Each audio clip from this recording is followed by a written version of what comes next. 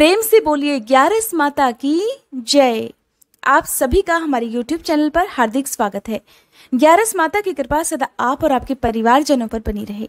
एकादशी के दिन भगवान विष्णु के साथ साथ ग्यारस माता की भी पूजा करनी चाहिए, क्योंकि एकादशी का नाम ग्यारस माता के नाम से ही पड़ा है और एकादशी को ग्यारस व्रत के नाम से भी जानते हैं।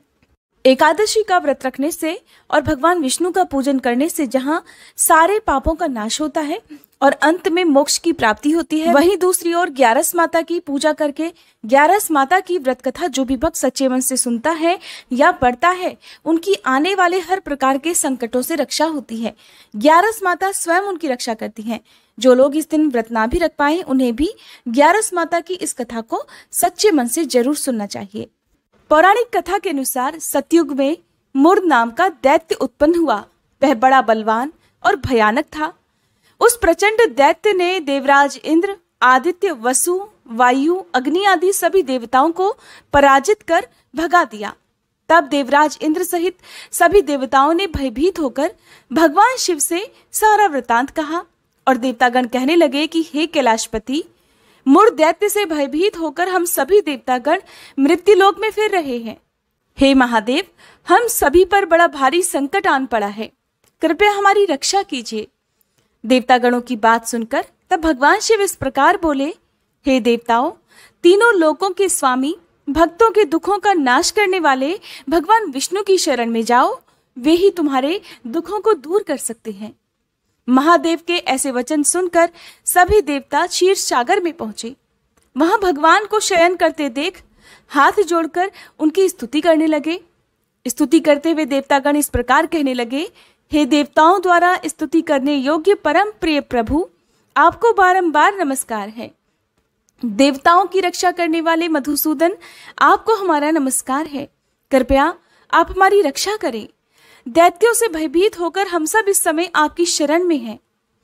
देवराज इंद्र सहित देवताओं के ऐसे वचन सुनकर भगवान विष्णु कहने लगे, हे इंद्र, ऐसा मायावी दैत्य कौन है जिसने सभी देवताओं को जीत लिया है? उसका नाम क्या है? उसमें कितना बल है और वह किसके आश्रम में है? उसका स्थान कहाँ है? ये सब मुझसे बताओ। भगवान के ऐसे वचन सुनकर देवराज इंद्र कहने लगे, हे प्रभु, प्राचीन समय में नाड़ीजंघ नाम का एक राक्षस था। उसकी महापराक्रमी और लोक विख्यात मुर नाम का एक पुत्र हुआ।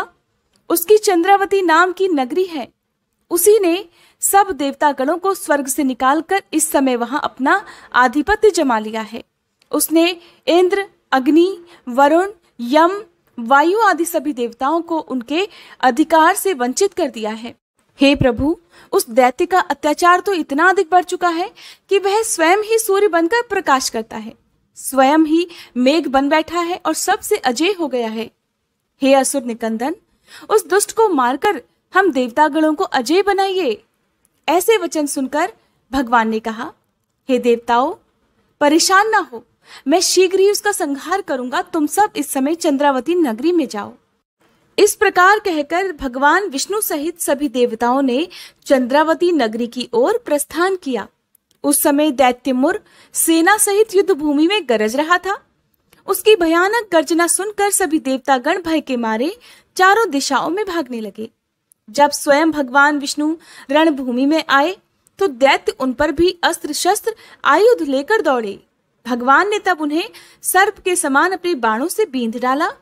बहुत सारे दैत्य इस प्रकार मारे गए, केवल मुर बचा रहा। वह अविचल भाव से भगवान के साथ निर्भय होकर युद्ध करता रहा। भगवान जो भी तीक्ष्ण बाण उसे मारने के लिए चलाते, उसके लिए वह पुष्प बाण सिद्ध हो जाते। यहाँ तक कि भगवान से युद्ध करते समय उसका सारा शरीर छिन्न भिन्न हो गया, किंतु वह लगातार युद्ध करता रहा और फिर दोनों के बीच मल्ल युद्ध भी हुआ। 10,000 वर्षों तक इस प्रकार कहा जाता है कि उनका युद्ध चलता रहा, किंतु मुर नहीं हारा और न थका। मुर से कई वर्षों तक लगातार युद्ध करने और युद्ध में थककर साथ ही अपनी माया रचाने के लिए भगवान विष्णु बद्रिकाश्रम चले गए। वहां हेमवती नाम की सुंदर गुफा थी। उसमें विश्राम करने के लिए भगवान उसके अंदर प्रवेश कर गए। वह गुफा 12 योजन लंबी थी और उसका केवल एक ही द्वार था। विष्णु भगवान वहां योग निद्रा की गोद में सो गए। देखते ही देखते मुर भी उनके पीछे पीछे आ गया और भगवान को सोया हुआ देखकर उन्हें मारने के लिए तैयार हुआ। तभी भगवान के शरीर से उज्जवल कांतिमय रूप वाली देवी प्रकट हुई। देवी ने जब अपने सामने मुर नाम के दैत्य को युद्ध करने के लिए तत्पर देखा तो उसे युद्ध करने के लिए ललकारा। तब देवी ने मुर दैत्य से युद्ध किया और उसे तत्काल मौत के घाट उतार दिया। उधर जब भगवान विष्णु योग निद्रा की गोद से उठे तो उन्हें सारी बातें ज्ञात हुई। सब बातों को जानकर भगवान विष्णु देवी से कहने लगे कि देवी, आपका जन्म एकादशी के दिन हुआ है, अतः आप ग्यारस माता के नाम से पूजित होंगी और आपके भक्त भी वही होंगे जो मेरे भक्त हैं। ग्यारस के दिन अर्थात एकादशी के दिन जो भी भक्त सच्चे मन से मेरी पूजा करने के साथ साथ तुम्हारी भी पूजा करेगा, उसके घर में कभी अकाल मृत्यु नहीं होगी और हर आने वाले संकट से भी परिवारजनों की रक्षा हो सकेगी। ऐसा कहकर भगवान विष्णु अंतर्ध्यान हो गए। प्रेम से बोलिए भगवान विष्णु की जय, ग्यारस माता की जय। ये थी ग्यारस माता की कथा। अगर आपको ये वीडियो पसंद आई हो तो प्लीज वीडियो को लाइक करके कमेंट बॉक्स में ग्यारस माता की जय लिखना मत भूलिएगा।